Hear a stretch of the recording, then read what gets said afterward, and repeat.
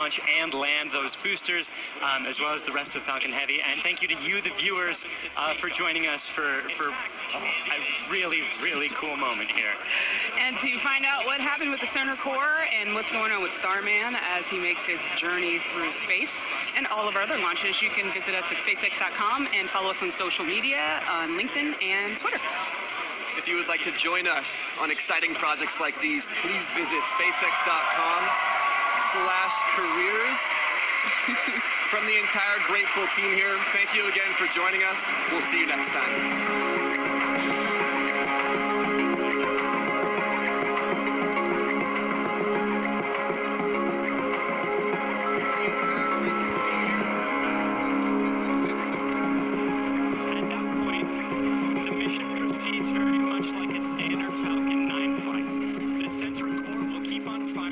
Hello. Minute to burn all of its fuel, and it will perform a standard stage separation from the second stage on top. The second stage with the fairing right at the very top there. The second stage is exactly the same as any other Falcon 9 flight, except we've loaded a bit more helium onto it this time. Now that second stage will be sending our payload way out into a Mars crossing. You are looking at a live view of the Falcon Heavy. Yes, the Falcon Heavy on historic pad 39A at Kennedy Space Center, awaiting liftoff at 3:45 p.m. local time. Welcome to our live launch webcast. My name is Lauren Lyons. I'm an engineer in our flight reliability department here at SpaceX, and I am so excited to be here with you today, along with my co-hosts, bringing you coverage of the first ever test flight of Falcon Heavy. At liftoff, Falcon Heavy is going to be the world's most powerful operational rocket by a factor of 2, and today is the day that we attempt to demonstrate that power. And because it is a test flight, there is no satellite customer on board the vehicle today, but the fairing is not empty. We do have some very interesting payloads going up on this flight that we'll talk about later on in the webcast. We'll also walk you through the mission profile because this ain't your typical Falcon launch. We've got 28 engines, 3 boosters, 3 separation events, 3 landing attempts, and there's going to be a lot of activity happening all at once. So this test flight is bound to be exciting one way or another. All right, we've got a ton to walk you through today, so let's get going. Hi, I'm Michael Hammersley, a materials engineer in avionics department. We're very excited. I'm sure you can hear it. To my right, we have a live view of Falcon Heavy on the pad at Kennedy Space Center. Falcon Heavy is essentially 3 Falcon 9 rockets all strapped together, which means it can carry much larger payloads not only to Earth orbit, but to the Moon and Mars as well. So like Falcon 9, Falcon Heavy is a 2-stage launch vehicle. The big difference is that the first stage in Falcon Heavy is comprised of 3 cores, while Falcon 9 has only 1. Now each one of these 3 cores has 9 M1D engines, making for a total of 27 engines overall. Altogether, those engines produce 5 million pounds of thrust, which is equal to 18 747s at takeoff. In fact, the engines are producing so much power that we don't run them at full thrust all at once. So during ascent, Falcon Heavy will throttle its thrust up and down in both the side and the center cores in order to balance the aerodynamic and structural loads on the vehicle. So about halfway through the first stage's burn, the 2 side boosters will separate and come back to Earth for a simultaneous landing at Cape Canaveral Air Force Station. More about that a bit later.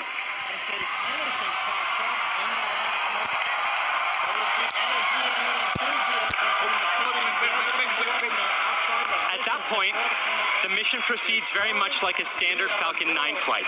The center core will keep on firing for another minute to burn all of its fuel, and it will perform a standard stage separation from the second stage. Now is loading liquid oxygen on the boosters and the second stage. Liquid oxygen propellant loading on the first stages will end between T-minus 4 minutes and T-minus 3 minutes. Liquid oxygen loading on the second stage is the last one to finish, ending by T-minus 2 minutes. Now, in addition to loading propellant, the team is preparing to perform their final checks of the Merlin engines. We'll begin chill-in of the Merlin engine turbopumps with liquid oxygen as typical at T-minus 7 minutes like we do on Falcon 9 flight. We'll also be verifying valves and using the thrust vector control actuators to move the engines to verify the actuators are working correctly. As we get to T-minus 4 minutes, the clamp on the top of the strung back will open. You can see it just behind the Falcon Heavy. That entire structure will move about 1.5 degrees away from the rocket. At liftoff, it will move the rest of the way to clear Falcon Heavy, just like Falcon 9 flights. At the T-minus 1 minute mark, the flight computers will go into startup mode. They'll be controlling the countdown on the Falcon Heavy. What's different in this flight, engine ignition will begin at T-minus 5 seconds on the 2 side boosters, followed 2 seconds later by the center core. Now we're continuing to watch the weather, making sure that the ground liftoff winds don't exceed the maximum, but they're looking good right now. We continue monitoring the upper altitude winds as reported by the balloons. But right now at T-minus 10 minutes and 10 seconds and counting, the Falcon Heavy test flight is go. Because the first flight of Falcon Heavy is a test mission, we do not have a customer spacecraft on board today. Instead, we put something a little special with SpaceX inside the fairing. Now, more often than not, on the first flight of a new rocket, engineers will choose to fly a mass simulator, which is basically a heavy object of some sort to simulate the dynamics of flying a payload, but with little consequence if the mission doesn't work out exactly as planned. And as many of you already know, we have opted to have a little fun with our mass simulator. Stacked inside the fairing is Elon's cherry red Tesla Roadster, and inside of it, a passenger. His name is Starman, but don't worry, he's not human. But he is donning the SpaceX-designed spacesuit that our human astronauts will be wearing on Crew Dragon. And if all goes well today, we hope to get some live views of it as it makes its way into space. Now, in addition to the Roadster, you might also catch a glimpse of a smaller passenger, which is a tiny little Hot Wheel Roadster carrying a tiny little Starman, which is a little Easter egg for today's mission, so keep your eyes peeled for that. But those are not the only payloads we're flying today. Secured inside the Roadster is another really special passenger called an ARC. An ARC is a 5D laser optical quartz storage device, which is essentially a high-tech, high-data storage unit that can survive in the harsh environment of space. It's built by the ARC Mission Foundation, which is an organization whose purpose is to store libraries of human knowledge and data on these devices and send them off into space with interplanetary travelers, thus preserving human achievements well beyond Earth.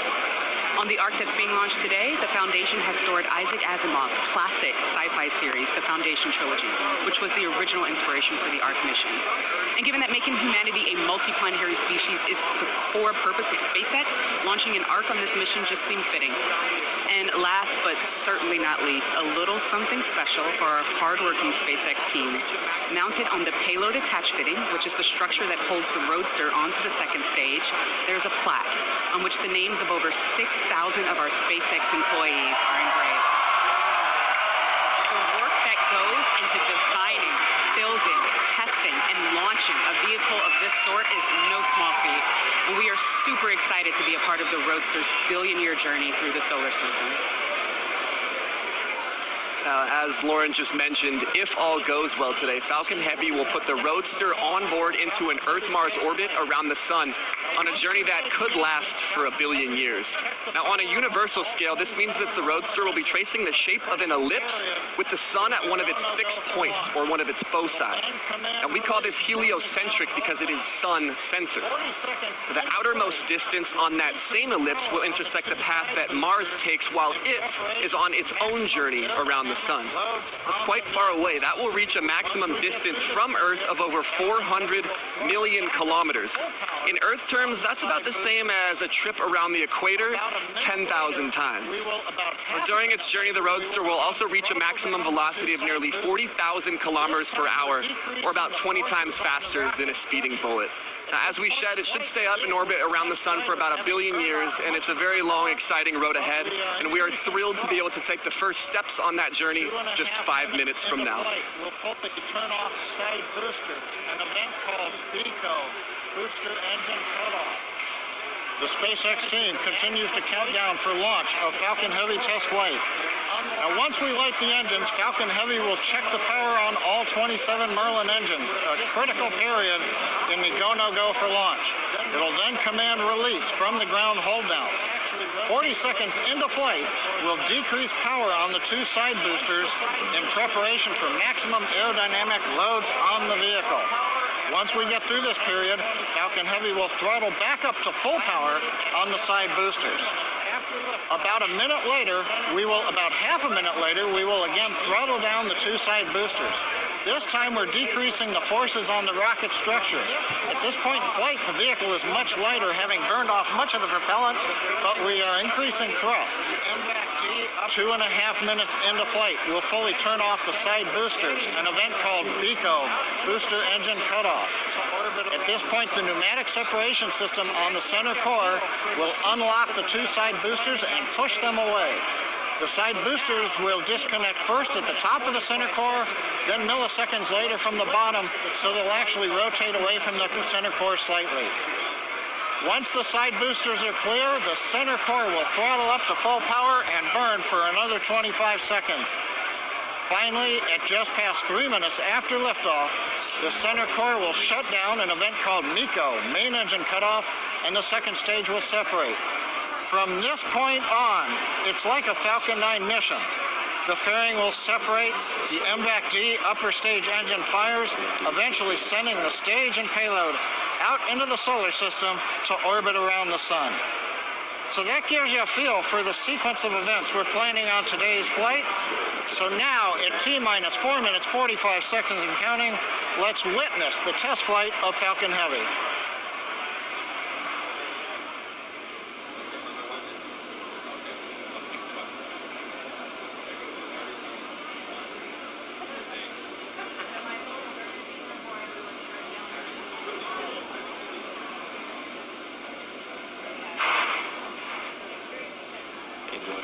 Complete. MVAC and A1D fuel bleed has started.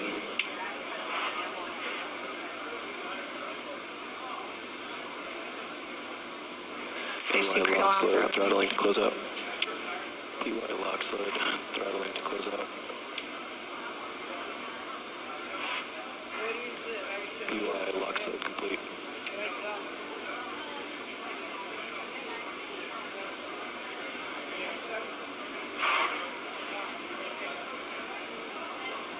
Stage 2 TVC motion. NY lock slowed complete.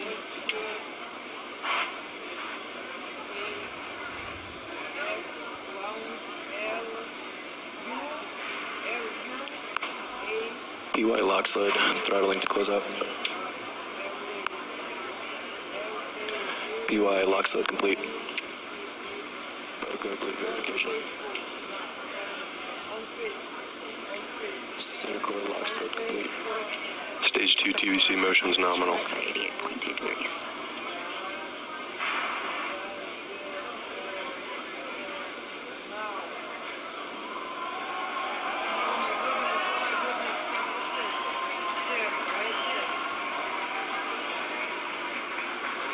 Go bleed verification. Center core lock slowed complete. Strombeck lower has ended. Strombeck's at 88.2 degrees.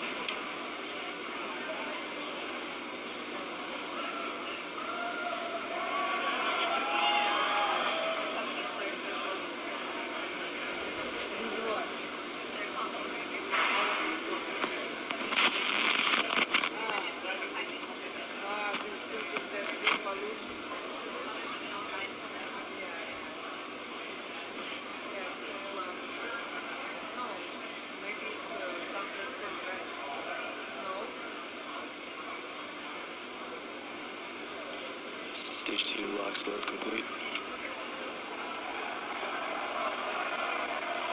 Falcon Heavy back load is complete.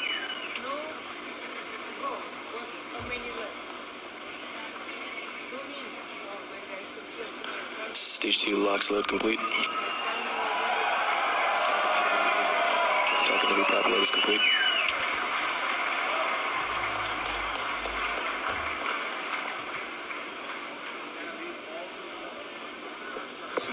Falcon Heavy is on internal power. Close as it started. Falcon Heavy gas loads are complete.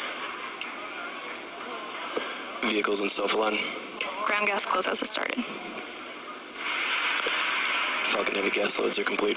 A1D fuel bleed complete.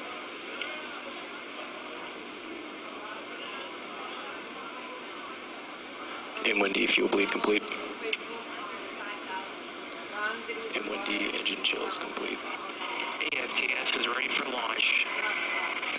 M1D engine chills complete. ASTS is ready for launch. Ground gas closeouts are complete. Falcon Heavy is in startup.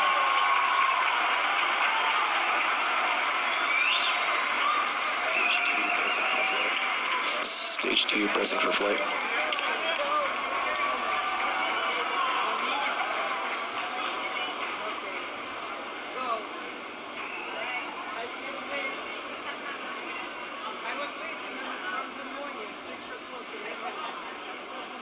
T-minus 30 seconds. Launch director on countdown 1. SpaceX Falcon Heavy, go for launch. Falcon Heavy is configured for flight. T-minus 15, stand by for terminal count. Falcon Heavy is configured for flight. T-minus 15, stand by. 9, 8, Side booster ignition. 6, 5, 4, 3, 2, 1. Ignition.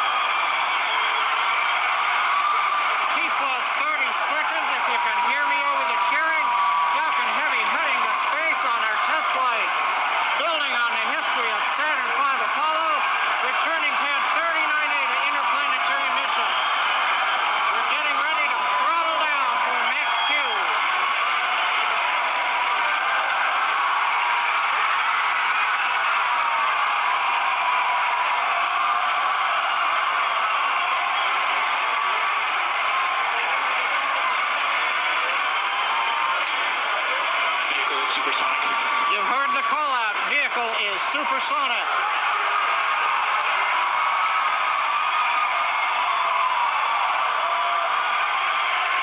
Side boosters are now throttling back up to full power. Maximum dynamic pressure. We're past max Q, the period of maximum loads on the vehicle. Next up, we'll be waiting for the side boosters to begin to throttle down prior to booster engine cutoff and separation 2.5 minutes into flight.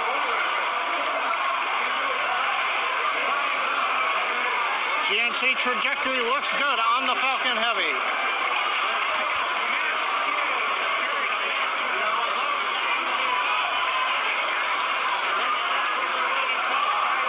Reports show that the M1D engine performance is nominal.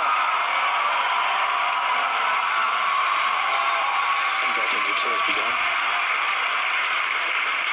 Side boosters have begun to throttle down in preparation for the upcoming shutdown in 20 seconds.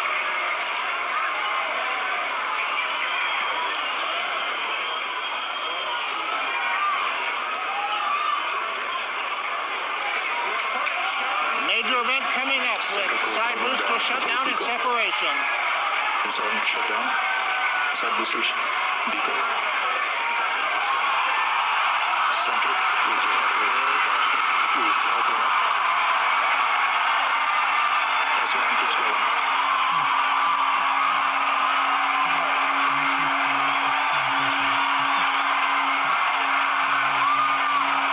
It's through booster boost box setting.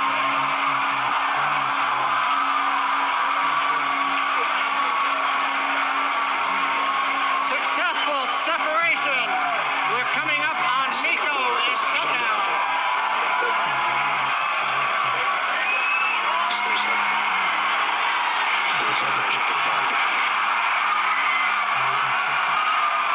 Event recognition. Movement down looks good on side boosters. Expect them started.